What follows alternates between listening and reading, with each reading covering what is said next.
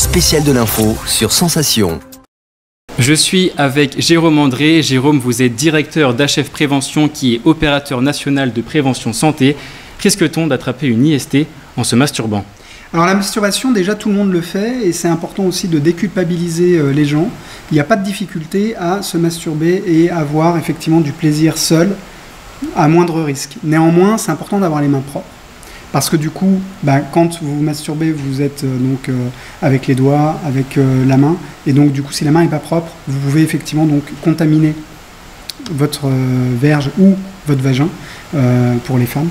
Et puis donc c'est important donc d'avoir une bonne hygiène des mains. Pour ça, ça peut être aussi intéressant. Alors il y a la masturbation seule et puis il y a la masturbation avec l'autre.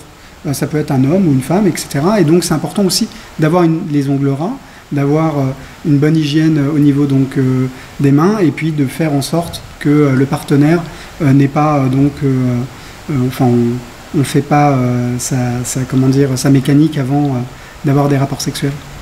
Est-ce que les maladies possiblement transmissibles avec les mains sont les mêmes que lors d'un rapport sexuel ?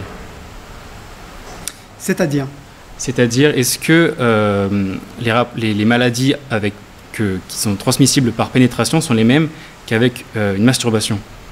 Alors, à partir du moment où il va y avoir un contact d'une infection sexuellement transmissible vers effectivement la verge ou le vagin, vous allez introduire un virus. Donc qu'il soit introduit par les doigts dans le vagin ou dans l'anus, ou qu'il soit introduit par une verge, ça vient strictement au même. Et ce sont les mêmes maladies ? Il en existe plein des infections sexuellement transmissibles, donc on ne peut pas faire du cas par cas. Mais pour le coup, effectivement, d'une manière globale, c'est important d'avoir une bonne hygiène, quoi qu'il en soit. Merci Jérôme André d'avoir été avec nous sur Sensation.